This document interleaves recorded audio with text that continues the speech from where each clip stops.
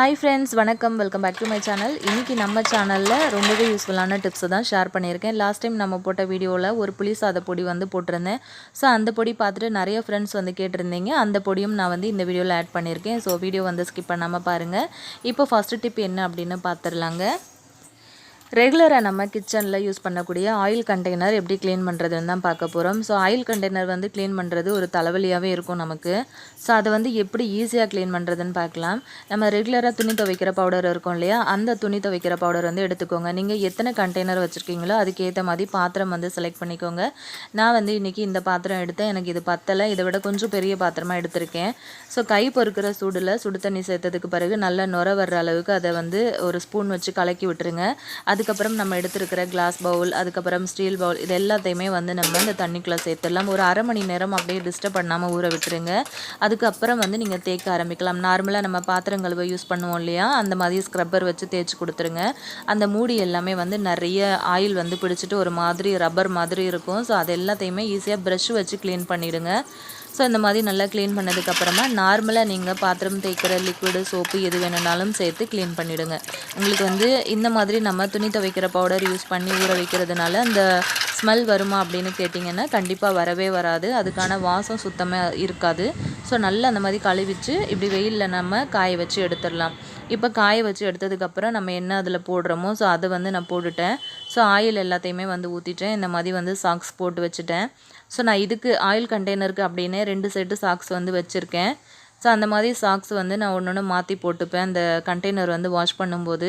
அதுக்கப்புறம் இதில் வந்து கொஞ்சம் எண்ணெய் ஊற்றி வச்சுருக்கேன். இதில் வந்து பார்த்திங்கன்னா ரசப்பொடி வந்து போட்டு வச்சுருக்கேன்.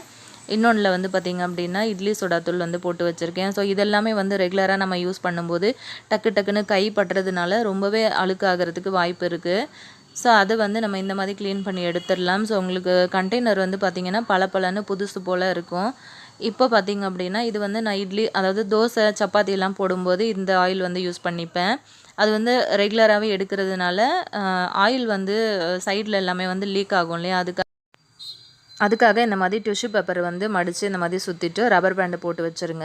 இந்த மாதிரி பண்ணுறதுனால ஆயில் வந்து லீக் ஆனாலும் நமக்கு வந்து கையில் வந்து பிசுன்னு ஒட்டாது, டக்குன்னு ஸ்லிப் ஆகிறதுக்கும் வாய்ப்பு இல்லை. ஸோ இந்த மாதிரி வந்து ஒரு பாக்ஸில் வந்து போட்டு வச்சிடலாம். இந்த பாக்ஸ் வந்து நான் இன்னொரு கிராஃப்ட் ஐடியாவுக்கு, அதாவது ரீயூஸ் ஐடியாவுக்காக நான் பண்ணியிருந்தேன். ஸோ அது இன்னொரு வீடியோவில் நான் உங்ககிட்ட ஷேர் பண்ணுறேன். இப்போ பாருங்கள், அழகாக நம்ம அடுக்கி வச்சுட்டோம். ஈஸியாக அதை பிடிச்சி வந்து தூக்கிறதுக்கு வைக்கிறதுக்கு கூட ரொம்பவே ஈஸியாக இருக்கும். ஸோ கண்டிப்பாக ட்ரை பண்ணி பாருங்கள் இந்த மெத்தடில். செகண்ட் டிப் என்ன அப்படின்னு பார்த்துடலாம். நம்ம நெய்யெல்லாம் யூஸ் பண்ணிவிட்டு லாஸ்ட்டில் அடியில் வர்ற நெய்யை வந்து நம்ம எடுக்கிறதுக்கு ரொம்ப சிரமமாக இருக்கும். ஸோ அது வந்து எப்படி எடுக்கிறது அப்படின்னு ஒரு சப்ஸ்கிரைபர் வந்து கேட்டிருந்தாங்க. ஸோ அவங்களுக்காக தான் இந்த வீடியோ. நிறைய பேருக்கு வந்து இது தெரியும் எப்படி எடுக்கிறது அப்படின்னு. இப்போ நம்ம இதை வந்து ஒரு பாத்திரத்தில், அதாவது நம்ம ஏதாவது ஸ்வீட் செய்ய போகிறோம் இல்லை ஒரு ரெசிபிக்கு தேவைப்படுது அப்படின்னா இந்த மாதிரி அந்த பாத்திரத்தை வந்து சூடு பண்ணிவிட்டு மேலே ஒரு கரண்டி வச்சுட்டு உங்கள் நெய் பாட்டிலை வந்து இந்த மாதிரி கவுத்து வச்சுருங்க. சிம்மில் வச்சுருங்க அடுப்பு. நெய் அதுவும் ஆட்டோமேட்டிக்காக உங்களுக்கு உருகி ஃபுல்லாகவே வந்து வெளியில் வந்துடும். அப்படி இல்லை அப்படின்னா வெதுன்னு சுடு தண்ணியில் இந்த நெய் டப்பாவை வந்து மெதுவாக அது மேலே பிடிச்சிங்க அப்படின்னா உங்களுக்கு ஈஸியாக உள்ளே இருக்கிற நெய் எல்லாமே வந்து மெல்ட் ஆகி வெளியே வந்துடும். ஸோ இப்போ பாருங்கள், நான் இந்த மாதிரி வச்சுருக்கேன். ரொம்பவே ஈஸியாக நம்ம வந்து நெய் எல்லாமே வந்து வெளியே வந்துருச்சு. பாட்டிலும் வந்து பார்த்திங்க அப்படின்னா ரொம்ப ஈஸியாக க்ளீன் ஆகிடுச்சு. ஸோ நான் இதில் ஏன் எடுத்தேன் அப்படின்னா நான் வந்து கேசரி செய்யலான்னு பிளான் பண்ணியிருந்தேன். ஸோ அதனால எனக்கு நெய் தேவைப்பட்டுச்சு முந்திரி திராட்சை வறுக்கிறதுக்காக. ஸோ நான் இந்த மாதிரி பண்ணி எடுத்துட்டேன். ஸோ இந்த டிப்பும் ஈஸியாக இருக்கும், ட்ரை பண்ணி பாருங்கள். தேர்டு டிப்பு பார்க்கலாங்க. இந்த மாதிரி வெண்டைக்காய் பொரியெல்லாம் நம்ம வந்து அதிகமாக வீட்டில் செய்யும்போது வந்து பார்த்திங்கன்னா ஒரு மாதிரி பிசுப்பு தன்மை வந்து நிறைய இருக்கும். ஸோ அந்த மாதிரி பிசுப்பு தன்மை இல்லாமல் இருக்கிறதுக்காக வெண்டைக்காய் வந்து நம்ம இந்த மாதிரி வதக்க ஆரம்பிக்கும்போது ஒரு அரை முடி அளவுக்கு, அதாவது எலுமிச்சம்பழம் வந்து ஒரு 3-4 ட்ராப்ஸ் வர்ற அளவுக்கு அந்த சாறு மட்டும் பிழிஞ்சு விட்டுக்கோங்க. இந்த மாதிரி செஞ்சிங்க அப்படின்னா உங்களோட வெண்டைக்காய் பொரியல் வந்து நல்ல டேஸ்ட்டாகவும் இருக்கும். அதே சமயத்தில் அந்த பிசுன்னு ஒன்றோட ஒன்று ஒட்டாது. அப்படி உங்ககிட்ட எலுமிச்சம்பழம் இல்லைன்னா இந்த அளவுக்கு புளி வந்து எடுத்துக்கோங்க. எடுத்துகிட்டு நல்லா தண்ணியில் கரைச்சிட்டு அந்த தண்ணியை சும்மா ஒரு 3-4 ட்ராப் வந்து அந்த வெண்டைக்காயில் வந்து விட்டுருங்க. அதுக்கப்புறம் நீங்கள் வெண்டைக்காய் பொரியல் ட்ரை பண்ணி பாருங்கள், சுத்தமாக ஒட்டவே ஒட்டாது. டிப் நம்பர் 4 பார்க்கலாங்க. லாஸ்ட் டைம் நம்ம வந்து ஷேர் பண்ண வீடியோவில் புளி சாதத்துக்கு ஒரு பொடி வந்து நான் சேர்த்துருந்தேன். ஸோ அந்த பொடியை வந்து நிறைய ஃப்ரெண்ட்ஸ் வந்து கேட்டிருந்தீங்க. நம்மளோட சப்ஸ்கிரைபர் கவிதா சிஸ்டரும் ரெகுலராகவே அந்த பொடி வந்து என்கிட்ட கேட்டுட்டு இருந்தாங்க. ஸோ நான் தான் வந்து போடுறதுக்கு டிலே பண்ணிவிட்டேன். அதனால் இன்றைக்கி நான் இந்த வீடியோவில் ஷேர் பண்ணியிருக்கேன். இன்றைக்கி நான் எடுத்த பொருள் எல்லாமே இந்த கப்பில் தான் மெஷர் பண்ணியிருக்கேன். அடுப்பு வந்து நல்ல லோ ஃப்ளேமில் வச்சுட்டு அந்த கப்பில் 1 கப் அளவுக்கு சின்ன சீரகம் எடுத்துக்கோங்க. எடுத்துட்டு நல்லா மெதுவாக வந்து அதை வறுத்து கொடுத்துருங்க. லைட்டான ப்ரௌன் கலர் வந்தால் போதும். இந்த மாதிரி வெடிக்கும் போது எடுத்துருங்க. அதே கப்பில் 1 கப் அளவுக்கு வெந்தயம் எடுத்திருக்கேன். வெந்தயம் வறுக்கும்போது கவனமாக வருங்க. தீயை விட்டுட்டிங்க அப்படின்னா நம்மளோட பொடி வந்து கசப்பாயிடும். ஸோ வெந்தயத்தையும் வறுத்து எடுத்துட்டு ஒரு 1/4 கப் அளவுக்கு அதே கப்பில் வந்து கருப்பு எள்ளு எடுத்திருக்கேன். எள்ளு கருப்பு இல்லை அப்படின்னா வெள்ளை இருந்தாலும் வந்து சேர்த்துக்கோங்க. அதே 1/4 கப் அளவுக்கு அரிசி வந்து எடுத்திருக்கேன். நம்ம சாப்பாட்டுக்கு வந்து யூஸ் பண்ணுற அரிசி தான். ஸோ இந்த 4 பொருளையும் வந்து வறுத்துட்டு நல்லா ஆற வச்சுருங்க. இது வந்து நல்லா ஆறினதுக்கு அப்புறமா நம்ம மிக்சியில் வந்து சேர்த்து நல்ல ஒரு ஃபைன் பவுடராக அரைச்சி எடுத்துகிட்டு வந்துடலாம். இந்த பொடி வந்து பார்த்திங்கன்னா முட்டை குழம்பு, புளி சாதம், மீன் குழம்பு எல்லாத்துக்குமே ரொம்ப சூப்பராக இருக்குங்க. செம வாசமாக இருக்கும். இது வந்து 1 வருஷம் வரைக்குமே நீங்கள் வந்து ஸ்டோர் பண்ணி வச்சு யூஸ் பண்ணிக்கலாம். அதுவும் ஃப்ரிட்ஜில் வச்சிங்க அப்படின்னா அதோட டேஸ்ட்டு, அதோட நிறம், வாசம் எதுவும் மாறவே மாறாது. ஸோ கண்டிப்பாக ட்ரை பண்ணி பார்த்துட்டு சொல்லுங்கள். டிப் நம்பர் 5 பார்க்கலாங்க. இந்த மாதிரி பிஸ்கெட் எல்லாமே இப்போ இந்த மழை சீசனுக்கு வந்து பார்த்திங்கன்னா ஒரு மாதிரி நமத்து போன மாதிரி ஆகிடும். அப்படி இல்லைன்னா நம்ம குழந்தைங்க கிட்ட ஸ்நாக்குக்கு கொடுக்குறோம் அப்படின்னா சாப்பிட்டுட்டு அவங்க வச்சுருவாங்க. ஸோ கரெக்டாக நம்ம வந்து ஸ்டோர் பண்ணி வைக்கல அப்படின்னா ஒரு மாதிரி நமத்து போயிடும். நீங்கள் எந்த ஃப்ளேவராக இருந்தாலும் பரவாயில்ல எடுத்துக்கோங்க. அதை வந்து நம்ம இன்றைக்கி சூப்பரான ஒரு கேக்கு தான் ரெடி பண்ண போகிறோம். ரொம்ப ஈஸியாக பண்ணிடலாம். இப்போ இந்த நமத்து போன பிஸ்கெட் எல்லாத்தையும் நான் வந்து இந்த மாதிரி உடச்சி போட்டுடுறேன். ஒரு மிக்ஸி ஜார் எடுத்து இந்த மாதிரி சின்ன சின்ன பீசஸாக வந்து உடச்சி போட்டுடலாம். உடச்சிட்டு நீங்கள் வந்து மிக்ஸியில் நல்ல ஒரு ஃபைன் பவுடராக இதை வந்து நம்ம அரைச்சி எடுத்துகிட்டு வந்துடலாம். பாருங்கள், பார்க்கும்போது உங்களுக்கு தெரியும். ஸோ நான் இன்றைக்கி சேர்த்தது ஹாப்பி பிஸ்கெட்டும் அதுக்கப்புறம் மாம்ஸ் மேஜிக் பிஸ்கெட்டும் சேர்த்துருக்கேன். சேர்த்து இந்த மாதிரி அரைச்சி எடுத்திருக்கேன். ஸோ இதை வந்து ஒரு பவுலுக்கு மாற்றிக்கலாம்.